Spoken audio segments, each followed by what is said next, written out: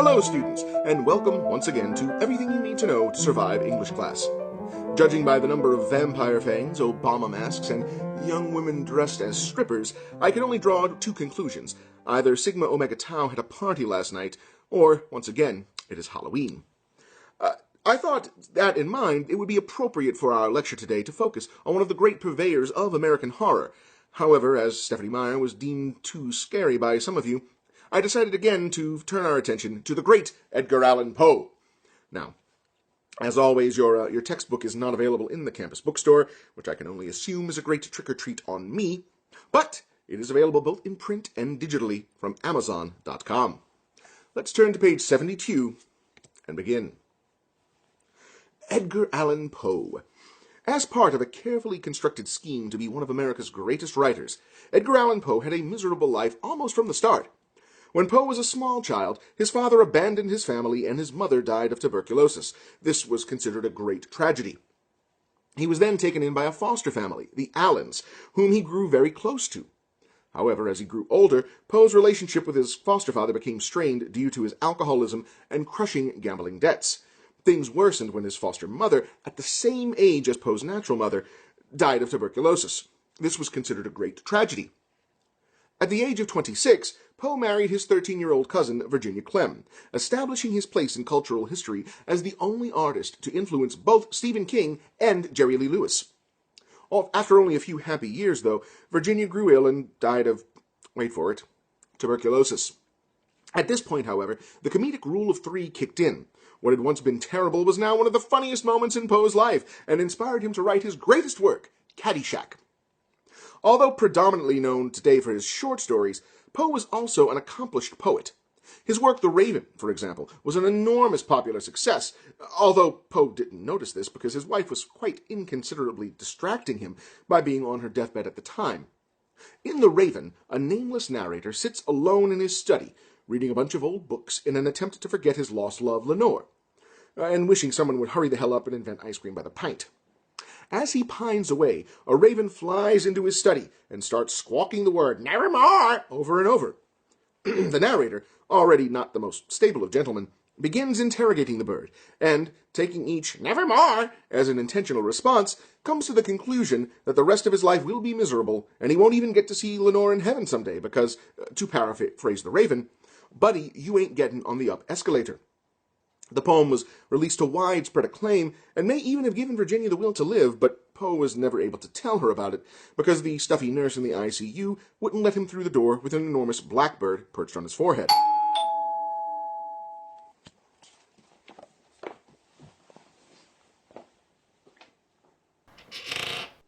Trick or treat!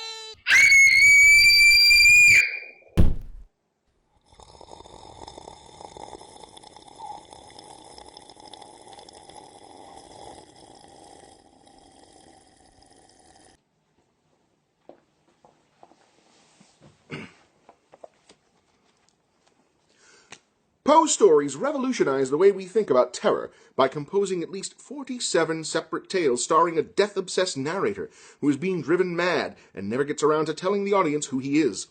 In The Telltale Heart, for example, our nameless narrator is a young man who lives with an older gentleman, a kind, decent chap who, as far as we can tell, always treats the narrator well.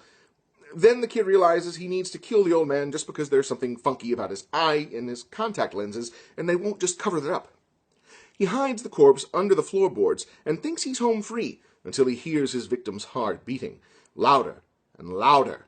Finally, he confesses his crime to a couple of cops who stop by for reasons the writers of this book have forgotten since they read the story in 6th or 7th grade.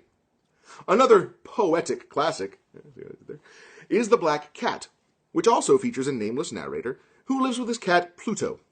When he starts drinking, Pluto decides to start avoiding him, pissing him off, and leading him to gouge out the cat's eye. Seeing that, Disney later had Mickey Mouse reenact with his own Pluto in a cartoon that has never been officially released, but trust us, it's on YouTube.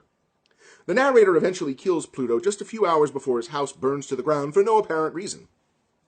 He later finds a new cat that reminds him of Pluto, right down to the missing eye, except he's got a white patch on his chest. He starts to hate the new cat, but in his attempt to kill it, he comically misses and instead winds up decapitating his wife, whose corpse he hides in the wall, as secreting evidence of a murder within the structure of your own home was apparently a popular way to pass the time during the 1800s. He is eventually discovered when the cops hear the cat meowing behind the wall where the narrator accidentally sealed it up with his wife. Even then, the police might have believed his story had he not insisted on making air quotes every time he said, accidentally. The Cask of Amontillado fills out what literature professors refer to as the Poe's Narrators Hide Corpses Behind Walls trilogy.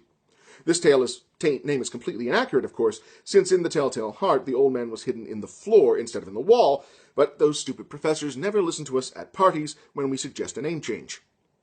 In Amontillado, our narrator feels like he has been wronged by a man named Fortunato, although the exact nature of Fortunato's crimes is never revealed. The narrator exacts his revenge by getting Fortunato wicked drunk and luring him down into the catacombs and family tombs underneath his house, sealing him up inside a brick wall and leaving him to die.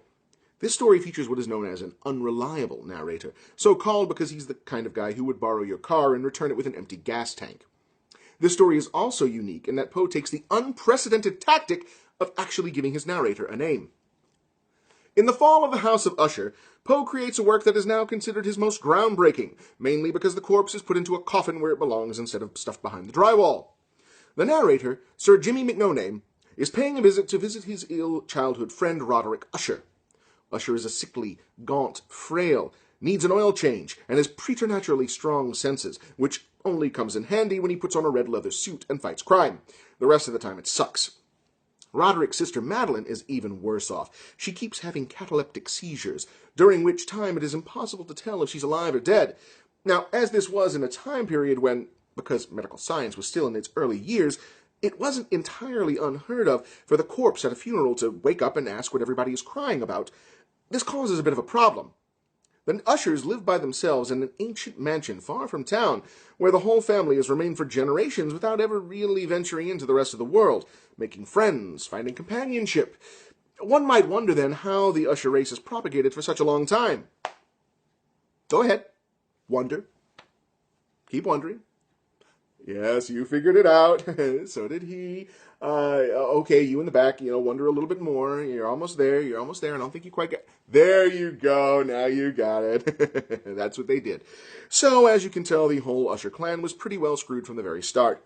Oh, yes, and Usher's house looks like a face, and he's pretty sure it's alive and trying to destroy his whole family, blah, blah, blah. We've all been there. Can't forget that part. Well, when Madeline dies, Usher and the narrator put her coffin in a tomb under the house. Instead of burying it just in case, she turns out to only have been mostly dead. A few days later, as the narrator reads Usher a bedtime story to help take his mind off the demise of his last living relative, his own degenerative condition, and the fact that outside rages a hellstorm straight from the maw of Lucifer, Madeline wakes up.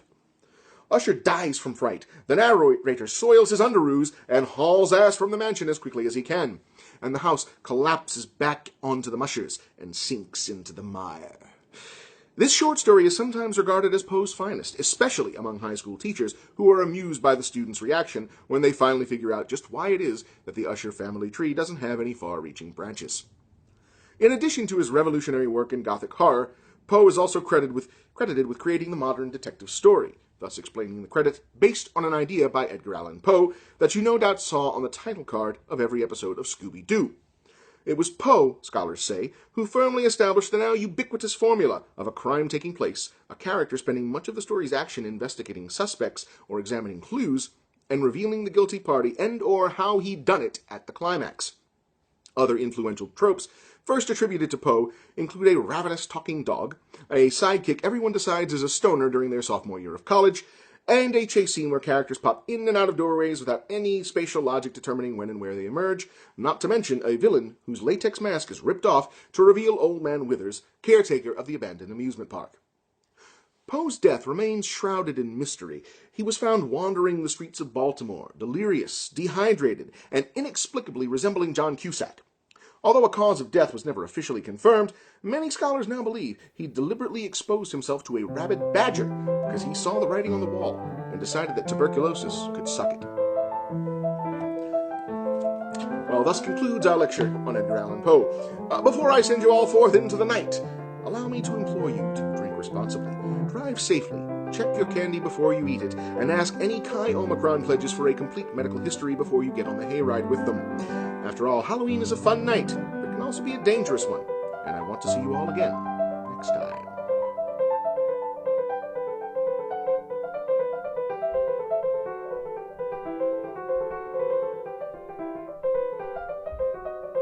He's behind the wall, Abbott! Who the hell calls these fun size?